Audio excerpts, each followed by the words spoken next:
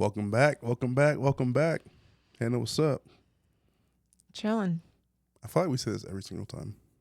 What would you like me to say? I said we. Oh, okay. Hello, everybody. Welcome to Art of Hustle podcast. There we go. I think you need to take over the intros. Say less. It is. I do feel like it's maybe 75% of you talking and 25% me talking. All right. That's fine. Maybe I just like to hear myself talk more. Start us off. All right. Cornelius Martin Edison. Dang, why are we dropping the whole legal name? It's official. All right. Tell us, what are we talking about today? Today we're discussing the journey to rededicate to greatness. Do you know what that means? No, break it down for me. So the art of falling back in love with your craft. All right. What is your craft? My craft? Yeah. I don't have a craft. I'm just kidding. Are you going to fall in love with it? So that's something I'm figuring out. So I kind of compare it to like football because it was super easy to like reflect in that aspect of understanding like what it takes to be great in sport, right? And so I'm kind of redefining what it takes to be great. And when I'm in that space of like either like burnout or like not motivated to do something, it's kind of like falling back on your why. And remember why you started. Okay. So, this first question of the day. Looking back at your sports career, can you pinpoint a time where you kind of fell out of love with volleyball and had to fall back in love to accelerate your performance? Yes. Tell us. Funny you should ask. I was just about to tell you. I touched on this a little bit in a previous podcast, but senior year, started falling out of love with volleyball. I didn't want to even play it anymore. My dad said, no, play it one more year in college. And what made me fall back in love with it, now that I'm like looking back on it, is that the competition stiffened. It got more difficult. The morning practices got earlier. The dedication, the time that I had to put in got more. And what ended up happening is like this team that like my college team, we got super close. And it was almost kind of like going to war with my best friends every day. And that like excited me. And then in turn, I started enjoying playing volleyball again. Why didn't you tap out or not pursue that? Why did you like keep challenging yourself? Right? You had two options of either like accelerating or like giving up. Giving up has never been an option for me. Like, Why? because I view giving up as being weak / I was not strong enough. And I feel like there's different levels that I can tap into if I need to. And I tap into every single one of those that I possibly can before I give up. So let's say you have 5 levels of greatness, I'd call them. Okay. At this point, what level of greatness were you tapping into? In college? Yeah. I would say if there's 5, I would say college got 3.5. So what'd you say got you to that 4 level? Like, was it still in college where you had to like push another level past that? Or was it like 4 and 5 after sports? I think 4 and 5 after sports. Yeah, sports, and I don't think I ever reached my greatest potential in sports. Why do you say that? Because I didn't have the mental confidence in my physical abilities. Well, you had to be pretty confident to go from high school to college, right? Yeah. Like I knew I was good. I didn't, there was never did I look myself in the mirror and say, Hannah, you are great at volleyball. Do you have any regrets with that? Definitely. Yeah. I say now, like if I went and like out and played volleyball, just based on where my like mental, where I can get to at my mental state, I'd be 10 times better. I maybe wouldn't jump as high or move as fast or get off the ground as quickly, but my mental game way better. So obviously you can't go back and like apply your current state of mind to your college state of mind. But what advice would you give yourself to your college state of mind to help accelerate or help evolve that mentality?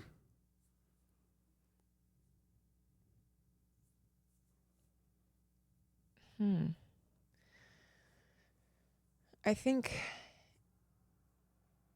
it would be like to have like the shortest term short term memory. Short term, but the shortest. The short. Oh, The we're getting shortest shorter. term of memory that you could possibly have. With everything, it goes by so fast. When you're like, the longer you live, the more you realize how seasons come and go, and that like, and you can't like get stuck on anything too long. And when I was playing college volleyball, it really seemed like college volleyball was my life. And so I really got stuck on if I had a bad practice, if I had a bad game, if we didn't win a game that we needed to win to make the playoffs. Like I was like a team captain my junior and senior year. And so like I really felt like I really took on responsibility if we weren't playing good or if I wasn't playing good. And it really just kind of like, I just always remember thinking like, I wish I was better. Well, all right. Do you feel like it sounds like your identity was really like tied up with being a college volleyball player? How did you separate the identity after being like so hard on yourself of always feeling like you could be better? Honestly, post volleyball, we got married like 2 months after college, and like legit moving to Minnesota. I guess it was to Atlanta first and then Minnesota, but getting it on an airplane and like completely moving away from like the state that I grew up in and the people that I grew up around and went to college with, I really like felt like I could start over and in a sense like create a new identity. So with that, what did you find? Like, who did you want to become in that after being so competitive? I still was very competitive. I still wanted to be the best at everything that I like tried to do. But I switched my mindset and I ended up believing that I was the best. I think you probably helped me with that now that I think about it. With what? With helping me know that I'm the best. Like if you believe it, then it starts. I want to, okay, enough about me and my college experience. I want to know about you. What was in college, do you feel like you hit your greatest potential? Yes and no. I don't know. I think I never live in the space of regret. I think I, at that time, gave it all I could. Could I have been better? Sure. Could I have been worse? Absolutely. But I definitely, like, sunk into the space of, like, where I was at. And I understood what the privilege I meant being a college athlete. And so I was very, like, keen to, like, what I had to do to be successful. And the things I didn't understand, like, ask for help. But for me, like, rededicating myself to greatness, it was very hard at different points. Like, going from high school where you're the best and then going to college where you're a freshman and you're back to the bottom of the totem pole, like, that climb back up is so hard to, like, to feel confident in your abilities. And, like, I always knew I was a good football player. and a good athlete, but when you're surrounded by so much talent and like you feel like, oh wow, like I'm not the best at what I do, like it's a mind game. So that mind game of freshman year really triggered me to like understand that like I have to work on my mental side of the game and like, all right, what am I good at? What do I need to be better at? Like how do I evolve from there?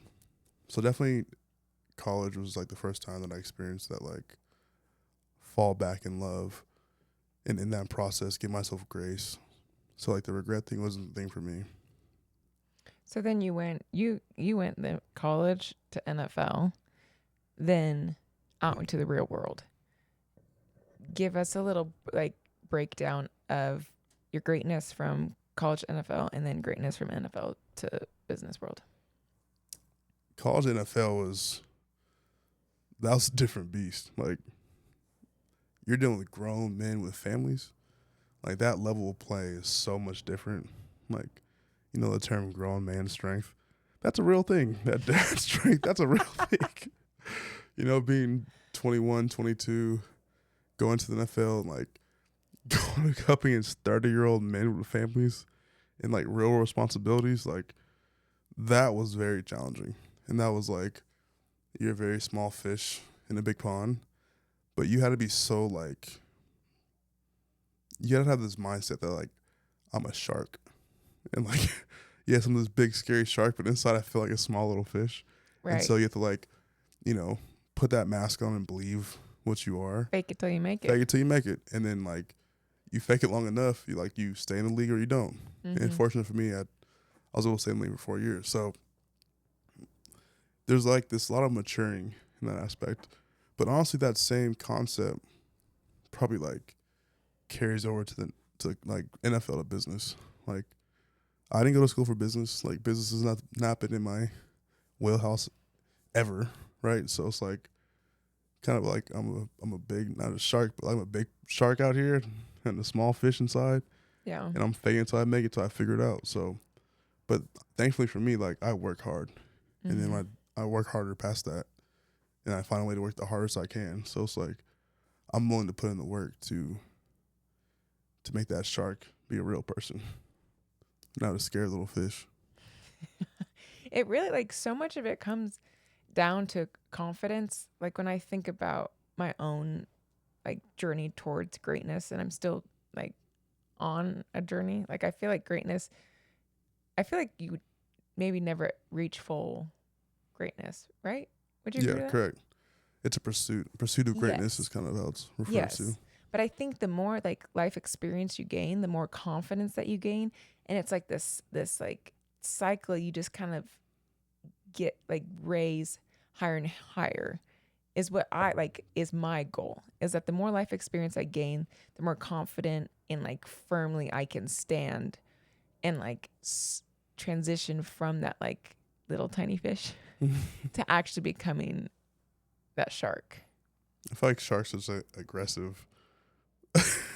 What did you like? Wait, what's the animal that you say you are? A lion? A lion. I'm a lion, yeah. But I love like lion. The heart of a lion. Yeah, okay. King of the jungle. But then you also say like you're a killer. Yeah. Having a killer mindset. Killer mindset, that's what I'm thinking about. Yeah, killer mindset. It's definitely a mindset of not being an actual killer. Disclaimer. But the understanding that you can like overcome and destroy. And I use that in a me versus me metaphor of like it's me against myself. And I'm competing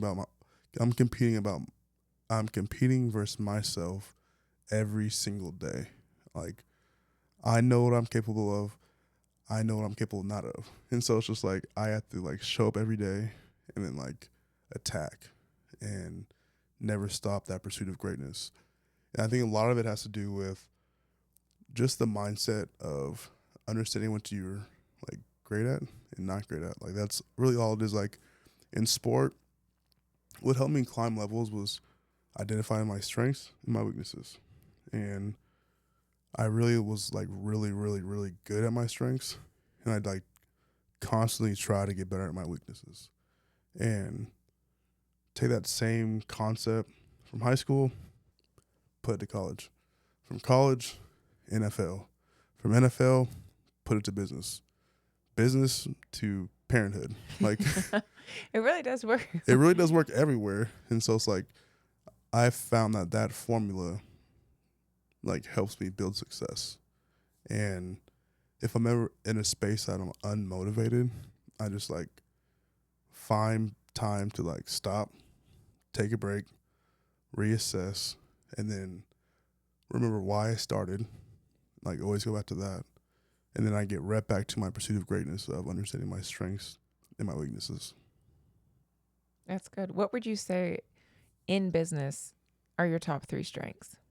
People. I love people. Like I love empowering people, lifting people up.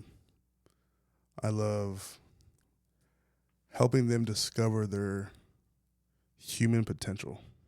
Like, it sounds weird, but like if you pull the right levers, like on people's skill sets, it just like creates this like kind of this like superhero. And so like I love seeing what somebody like starts as and then seeing them become like this superhero, right? And like I see it, they see themselves, and then it affects everybody around them. So like changing lives in that aspect. What would you say for you? What are 3 things that your strengths in business? I would say I'm very good at reading people and like creating an environment like that everybody feels safe in. I really want everyone to feel included, safe, seen, loved. Whether that's like my husband, my children, the community of our gym, our friends, our family, like it brings me a lot of joy to make other people feel seen. That's bars. It's important to like create safe spaces. Yeah. Well, life is hard. Life is hard. Like, it's like people don't need another person like making their day harder. Like days are already hard. We need people around, like surrounding us to like encourage us, lift us up, tell us we're doing a good job, or like be there to listen. Like half of our job, I swear, is like just listening to people's hard days and hard moments and like encouraging them that like it's going to be okay. Like, and that's so cool that people can like come into the gym and empty that part of them. Like I have heard it all. If I had a little black book, it would be wild. But I feel honored that people can like come to me and like open up their heart and their mind to like everything that they go through. And like I know that every single client leaves those appointments feeling so much better than they did when they first walked in. Mm-hmm. And that's so rewarding for me. What would you say are your strengths as a parent? Strengths as a parent definitely is like kind of that empowering piece too. Like I just overall love seeing people like reach their human potential. And I think just like helping them find a way to say yes. Helping the kids find a way like to overcome things. Like showing them that anything is possible. And showing them that they can only stop themselves if they like have a right mindset, right attitude. I would say that that's like you love to challenge them. You love to constantly like challenge. Like I feel like we're yin and yang. I'm constantly wanting to create like a safe place for them, and you're constantly wanting to challenge that safe place. Sometimes. Well, I feel like it takes both. It takes like that stress and that rest. And I feel like moms didn't have that more restful like space, nourishing space. Mm-hmm. And then dads have that like testing, challenging, push the buttons. Like I want my kids to realize how great they are because they're great kids. And I know that like they have so much love, joy, positive energy inside of them. So it's like, how can I challenge them to like bring that out of them? And they may not like it. Like, I know sometimes I challenge too much, but I still always try to like balance it out with that love and care, and that like I'm always there for you kind of love. Yeah. You're doing better at that. Like, Excuse me, better at you know, let me finish. Like the challenging, and then kind of like taking a step back, challenge and take a step back rather than just like constantly challenge. Yeah. You did that with me for a while. How'd that make you feel? Overwhelmed, tired. It's really tiring constantly being challenged and constantly kind of like what ends up happening is you never feel safe. You never feel like you could just like let your hair down and relax because it's like, oh no, I need to be getting better. I need to do better. Yeah. I definitely learned that in football. Yeah. Shout out Coach Davis. Like, that's what's crazy because, like, that's why I've been able to find and build success is like, so Coach Davis was my offensive line coach at Portland State, and his mentality, the way he coached, was like, excuse my language, he was always on yo ass. Like, he didn't let anything slide, and he just kept applying that pressure on you. Pressure. And he put that gas pedal was always on. But now, you know, I was 17, 18, 19, 20. Like, I didn't know what that pressure was doing to me. But now, like, sitting here as a 30-year-old man with a family and a wife and a business, like, I am so grateful for that pressure because, like, that pressure helps me live my life that I live right now and, like, do all the building and how we can have 3 kids under 4 and, like, grow a business and build a team and, like, all these things. Like, that pressure he was putting on me back then helped me today. Helps me today. And he would say, like, uncommon effort. And just when you think you're doing a good job, that's where you're getting started. And you can do more. And you're doing yourself a disservice, the people who believe in you for a disservice. And so there's no slacking allowed. We need like Coach Davis quote book or something. Some shirts. We do. Uncommon effort. That's probably the number one thing. Okay. I like that. I mean, we used to have one of my older teammates, he was like 6'7", and he was going to the NFL. He was like getting like that. And when he had a bad practice, he was older than me, so I was young pup. If he had a young practice, he would be on him so bad. He'd be like, "You're about to be the tallest bank teller if you don't get your act together," and just lay into him. And like, you know, that's a PG story that he used to tell, but just I'm so thankful for people like that help me like stay on the straight and narrow. Who do you feel like in your life is your Coach Davis or helps you in your path to like put that pressure on you?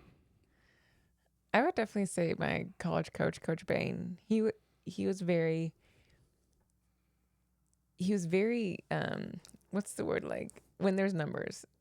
Analytical? Yes, very analytical. And so like you couldn't like talk your way out of anything. Like he had the numbers to prove like, are you doing good? Are you not doing good? Could you be doing better? Was that really terrible? Like he had it all right there. So you really like could look at, and he would say like, what's insanity? Doing the same thing over and over and expecting a different result. And it was like, okay, that means I need to do better.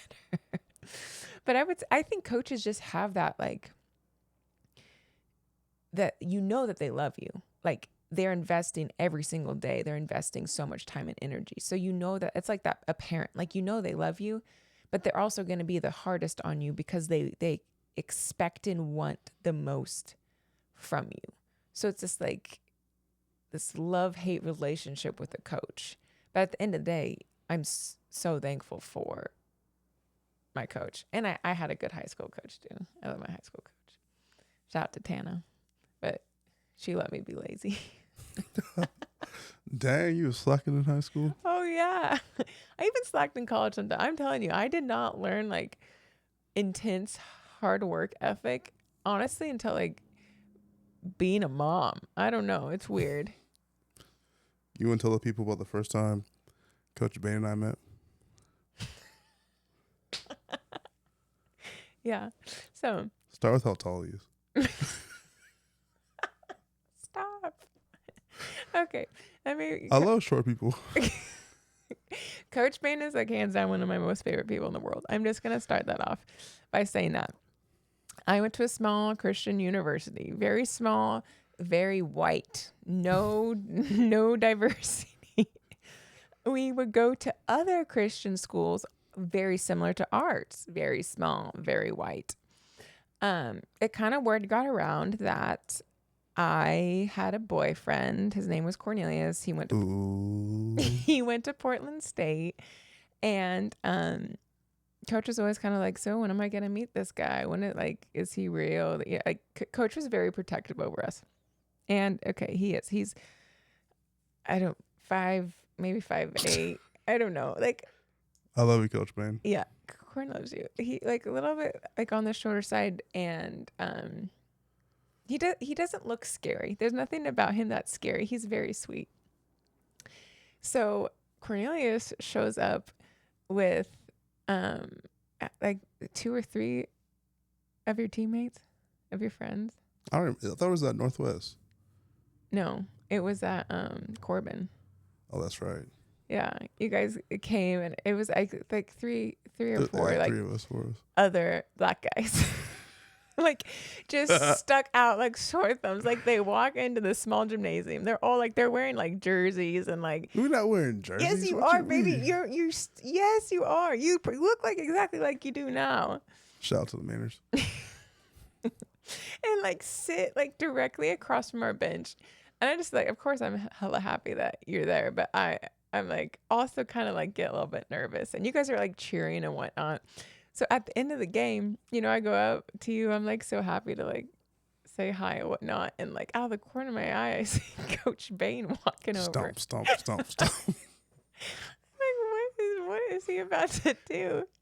He walks up to Corn. He comes up to Corn's chest, height wise. And what did he say? Do you remember? I don't remember, but I remember he stuck his hand out and gave me a death grip handshake. I was like, okay, well, nice to meet you.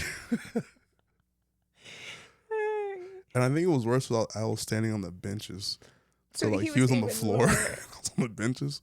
And so I was kind of looking down, shaking his hand. Yeah. He tried to crush my hand. I was like, oh.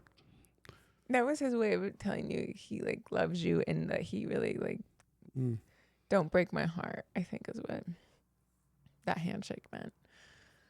But yeah, that was You were the talk of campus after that one, huh? I was. Yeah. Hannah went out of the box. Out of the box. Can we talk about how it is for you now with mentorship and role models, and who would you say in your life right now is your Coach Bain? It's very interesting because I had never really I'm realizing that my role models are shifting from males to females.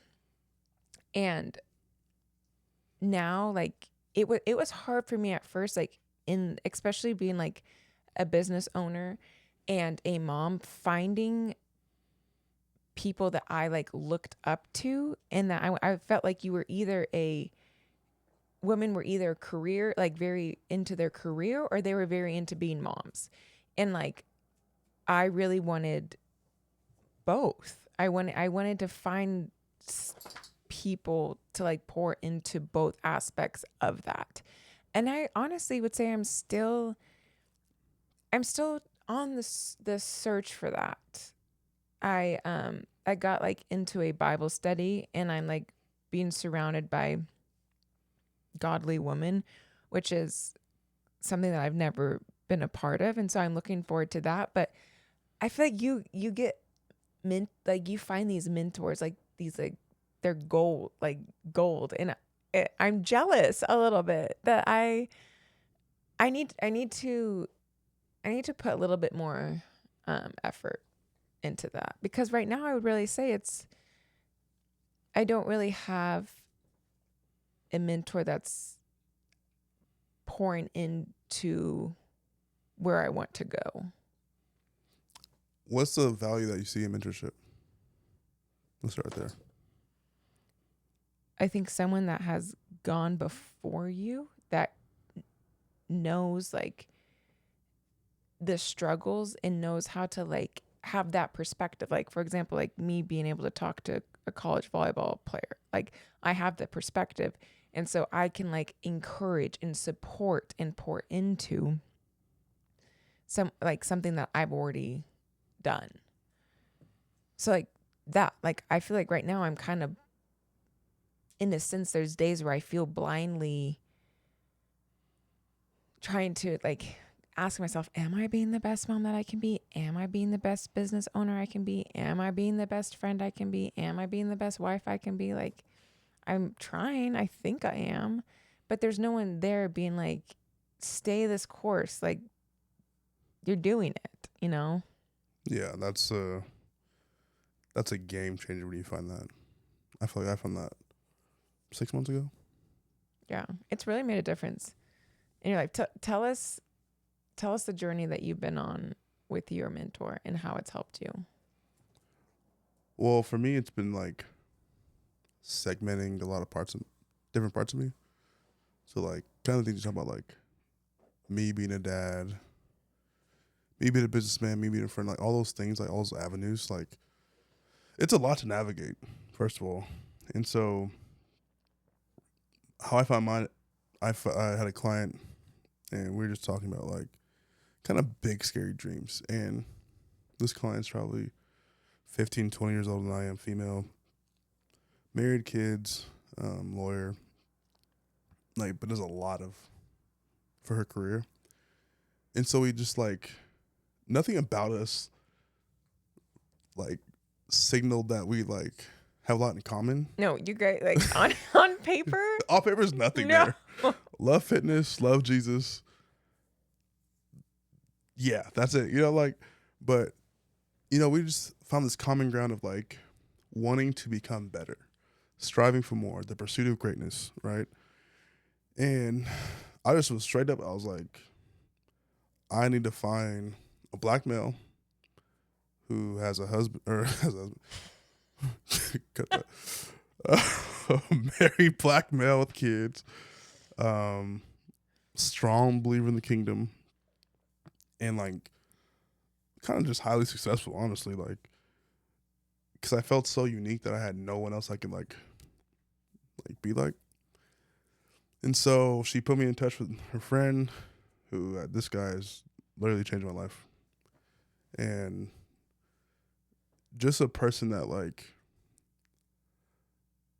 there's not a lot of people that understand like kind of the core of me, like everything that like encompasses my heart. And so just being able to like meet with him and put my heart on the sleeve is pretty powerful, because it helps me really understand myself, because that's kind of how he is. And what's important to him is what's important to me, and vice versa. And so we just have honest conversations. We have interestingly hard conversations.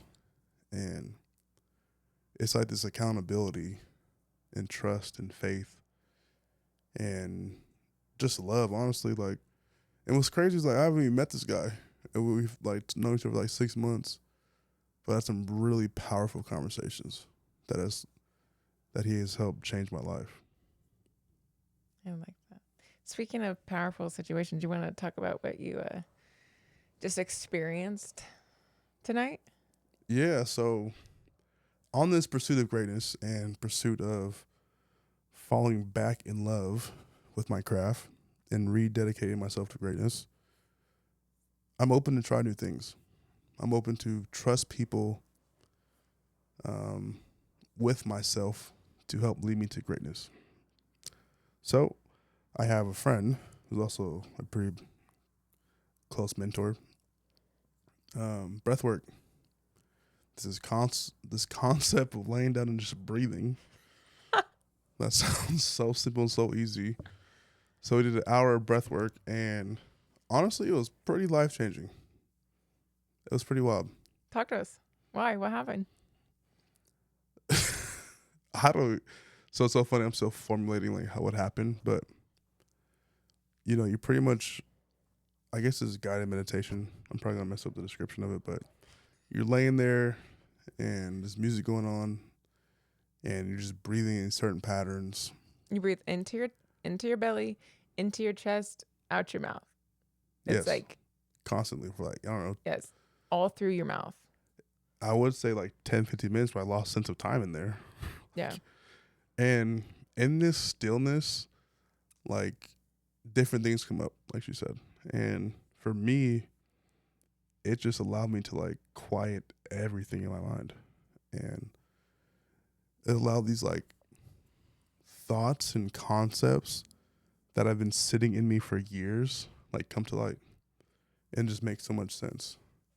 And gave me a path, like action steps to like change my life to become who I'm destined to be. And it's important to know that like I'm in this like kind of rededication space of like trying to change the world. Something like nothing crazy. But I really feel called to like bring 1 million lives closer to Jesus. And I just been like wrestling with how to get there. And not trying to force anything, but like let things just come naturally to me. And this whole breathwork thing, like it aligned my spirit. And so I just laid there. I got up and no one was around. All 20 other people had left. I was like, ooh. But it was also interesting because it was in the space of Live Fitness Studio. And this place that I've put my blood, sweat, and tears in that has broke me many times is now become this place of healing for me. Like I've seen it heal so many other people. And a safe space for myself that I've poured so much into. And like it's just like healing me as I like kind of elevate in my journey. Dang, that's very powerful. It was. What about for you? What did breathwork give you, enlighten you to? Oh, first I gotta say, if you've never done something with the word breathwork in it, you have to do it. It's so crazy. Like, I'm gonna make this very short, but there was like our friend that like took us through it. She said you're gonna have there's like a physical, a mental, and an emotional. Like there's these 3 different things. Like when you shut off all that noise in your brain, you experience like very intense. You can experience very intense things. And I kid you not, like you start breathing.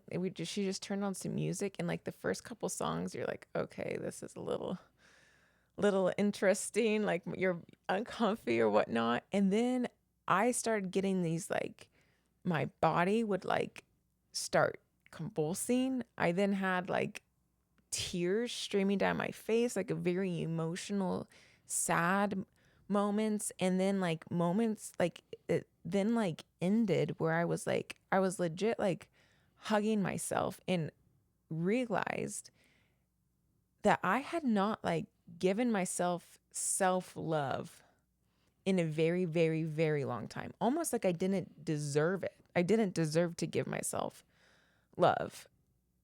And it was so like, I just like hugged myself and like smiled, and it felt so freeing to like, for me, myself, to tell Hannah Edison, you are seen, you are loved. Like all of these things that I try to do for other people, I hadn't done for myself. And it left me, I realized like I've been looking for my cup to get filled up other places. And it's like, I just need to fill my own cup up. Like I need to give myself a hug. I need to look myself in the mirror and tell myself like, Hannah, you're doing a great job. You've gone through so much. You've really and you keep fighting. You keep striving for greatness. You don't let that fire, you don't let your joy get blown out. You keep going.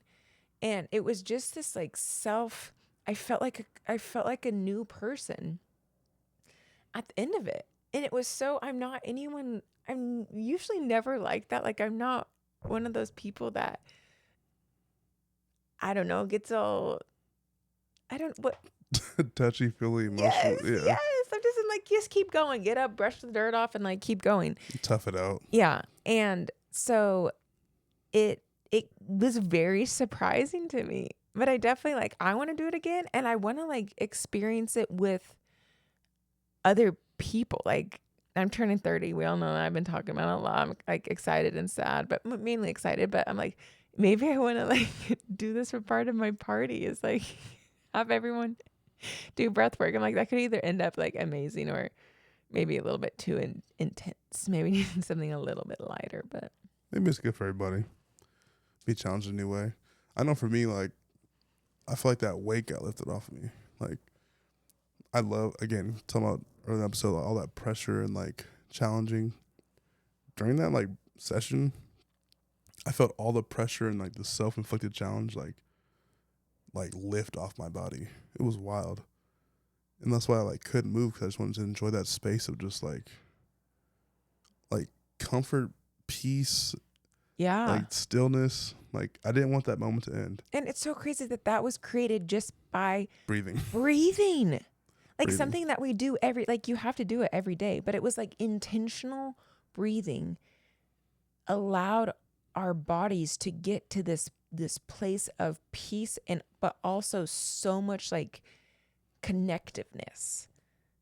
And it's dang, I wonder if I made this a practice, how much more at peace my life will be. Yeah. And how much of this pressure that I swear the world just is putting on me, I'm how much of that is just me putting pressure on myself?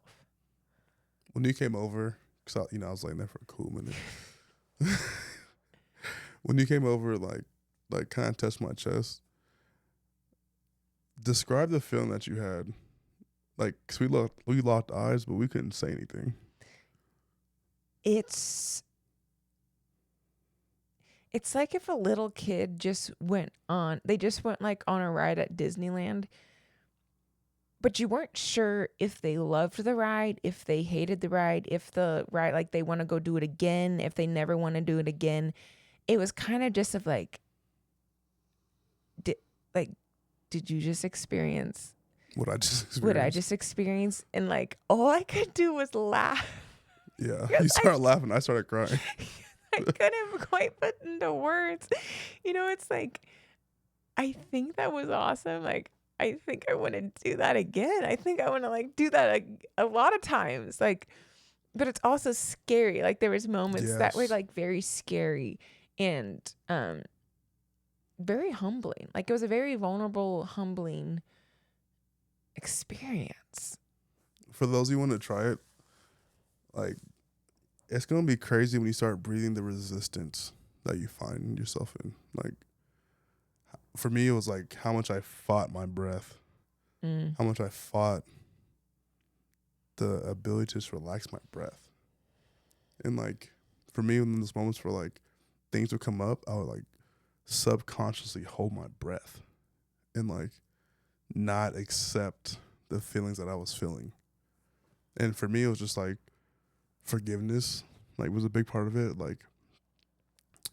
Forgiving myself for past mistakes and allowing myself to move forward with that self-love, that I am no longer that person who made mistakes. And with that rededicated greatness to myself, there's also that spiritual alignment that has to lead the way, because my flesh will fail. And because I know that, because of my Bible, my scripture, I know if I can breathe, just simply breathe, and in connection with the Spirit and the Word, that's where beauty will happen. That's gonna be a game changer. crazy. Crazy. So do you want to do breath work again? Yes. How often would you say would be your ideal? I don't know. I don't want to wait every 31 years to try it, but it's gonna be interesting seeing, like, kind of getting into, as I get busier, stay busy, like the work volume stays high, the kid level stays high, like how much stress is affected to me. Like, I feel like I can conquer the world, honestly. Oh, he's ready to go. On go. So we'll see. Yeah. How about you? I definitely, like, I think it's something that I could honestly do like a couple more times pretty like soon to kind of, I feel like there was like, I had layers of stuff. Like I was just kind of scratching the surface and kind of like experimenting with my ability to like feel and reflect. I think I've like stuffed a lot, which we already know this, but I think I like me feeling it and experiencing it. I was like, dang, yeah, this, like, I'm so tired right now because of that 45 minutes It was intense. of going inward. It was crazy how intense it was. Yeah. Like, I did a little Apple Watch mind body, Oh, did you? and it was like rate this. I put 10 out of 10. Like, you think I'm playing? It was intense. Your watch thinks you ran a marathon. Heart rate 199. Breathing. I'm just kidding. I mean, honestly though, like, mastering your breath is not easy. Like, I can go run half a mile, sprint. I'm just kidding. But it was easier. That will be easier than what I did tonight. Yeah, it is so crazy. Like, I would like encourage everyone like to focus more on your breath, even just throughout your day. Like when I'll start to like get anxious or get really like nose to nose with something, and Cornelius will always tell me like breathe. I'm like, I am breathing, and it's like, no, when you actually like start doing big inhale, big exhales, your whole like fight or flight like calms down. It's so crazy how powerful breath is. And like this class, like show me how it has so much more power than I've ever even realized. All right. On that note, everybody come to Bend, Oregon. Come to Breathwork at Lift Fitness Studio. We'll get you right. You won't, like, it'll be an experience you will never forget. Ever. All right, y'all. We out. Peace.